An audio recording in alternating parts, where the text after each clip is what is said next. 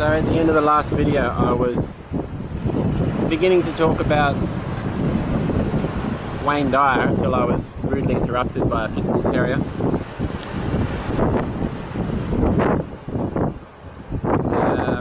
What I wanted to say about Wayne Dyer was that I read a lot of his books, I listened to a lot of his tapes, and living overseas, I wasn't keeping up much with the news. I found out a few years after the fact that he'd actually died, and I was quite interested to hear that he'd actually died. I don't know how old he was, but he wasn't particularly that old. And I was interested, I was looking online to see what kind of reaction there was to him dying. And the videos I saw were all just typical, you know, it's such a shame that we've lost such a great man, and he was a great person and done so much for everyone.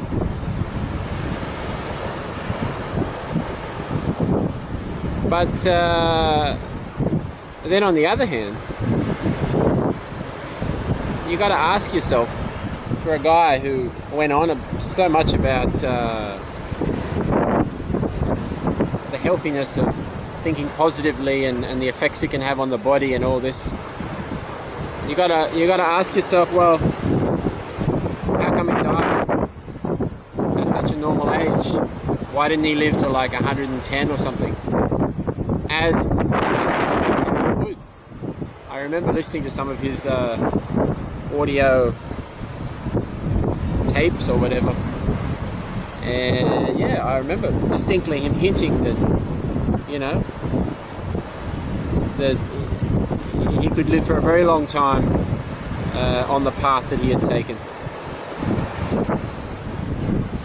But he didn't. He died at the age that most people die, you know, maybe a little bit younger than what most people die. I can't remember exactly what age he died, but the point is, I was interested to see the reaction on the internet to his death.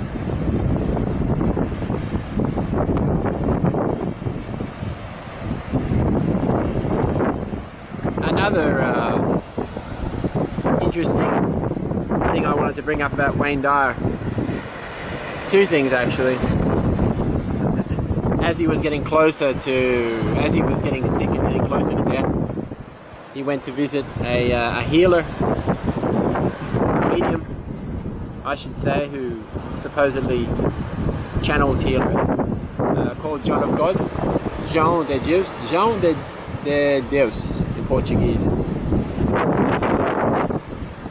guy who lives in Brazil, he doesn't speak English, and he supposedly channels spirits and can heal people. And I remember Wayne Dyer going on about how wonderful and interesting and amazing and profound this experience was with John of God.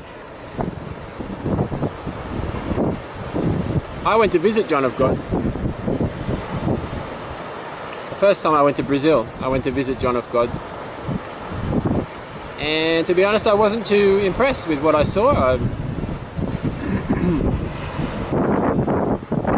know, you can look online to see how it usually happens, the experience of visiting John of God, but it's, you know, it's the same thing, the same way they do it with anyone who turns up. That you have to wear white clothing, you have to have all these different things you've got to stick to before you meet John of God. You know, you wait in one room, you wait in another room, and you've got to be quiet and not allowed to speak, and you've got to keep your arms open, you've got to keep your legs open, not allowed to cross your arms or legs, which I really love crossing my legs. You know, it's just my habit of sitting with my legs crossed. I wasn't allowed to do that. And all the while you're sitting there waiting, they've got these screens up in the background with videos of people they're doing live surgery on, with no anesthetic. You know, and this John of God, he is not a surgeon, he's just some guy he's just a guy. He doesn't even have he never went to university. As far as I know, he's illiterate. He doesn't speak English, that's for sure. And And yeah, he does these open, I don't know what you call them, but he does surgery on people, supposed surgery. It's not really surgery, it's just him cutting stuff, cutting random parts of people's bodies. And yeah, so he's got these videos up as you're sitting there in the waiting room waiting to speak with him. He's got these videos up of him cutting into people. Over there. Over there. Sit over there. No, it's too annoying.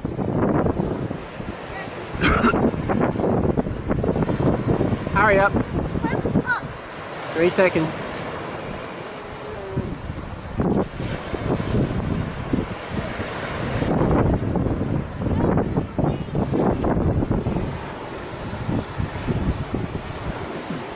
That's my son. I've sent him away, so he's not very happy. But I can't concentrate when he's running around beneath the rock here. So anyway, yeah, I've got these videos up constantly as you're sitting there in the waiting room. And yeah, there are people like getting their stomachs cut open, and it's just unbelievable the stuff that he does. You know, he cuts a little bit out of people's eyes. You know, there was a woman who went in there with one breast, obviously with breast cancer, the poor woman. You know, and he just lifts his shirt up in front of everyone. Lifts his shirt up, takes a bra off in front of everyone. You know, she's got this fake breast exposed, not to mention her real breast, but her fake breast exposed to like the whole group of people. This is just on the video, mind you, it's not something I actually saw. But yeah, they obviously show all these things. It's part of the, well, I don't think they consciously know what they're doing, but as you're sitting there watching these videos, people getting cut and humiliated basically in front of large groups of people, you're just like, you're sweating it, you know, like it's just, shit, what's going to happen to me, you know? And then when you go in, it's just like, it's like 2 seconds you talk to him. I mean, I went up with a translator because at that stage I didn't speak Portuguese. And as soon as John of God, as soon as he, well, my impression was that as soon as he discovered that I was a foreigner, he didn't really have much to think of me, and just, yeah, okay, yeah, and closed his eyes, wrote something in a paper, gave it to me, and off I went, and that was it. And I was like, well, this is all nice. And I was thinking, well, how the hell do they make their money?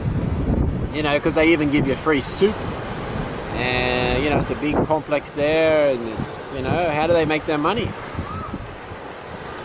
And so this bit of paper, you take it to this little window. And it's like, oh, yeah, this is a prescription for such and such herbal whatever. You know, just herbs, basically.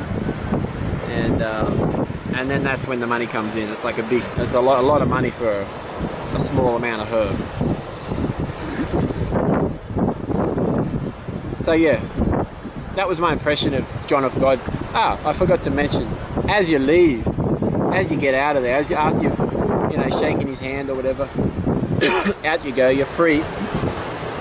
And the relief is quite overwhelming. And I'm like, wow, why do I feel so like weird and relieved? I'm thinking, is it that this guy really does have some sort of power that's making me feel like this? I'm like, no, not at all. It's just the fact that I've gotten out of there and I haven't been cut or, you know, been exposed in front of all these people. Because it really is full on, you know, the stuff that you watch on these video screens of people getting cut.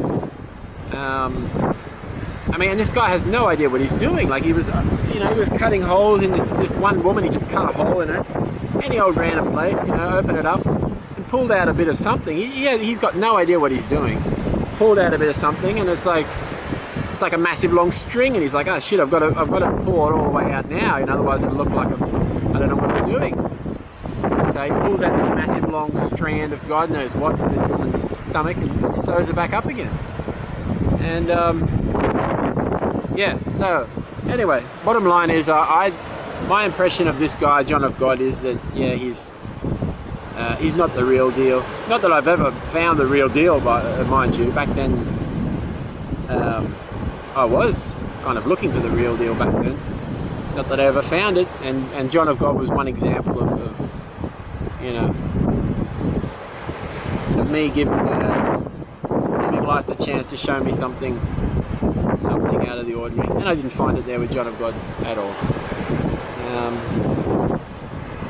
Yeah, so just that little link for Wayne Dyer to John of God kind of made me sort of think, you know, about Wayne Dyer. And of course, the worst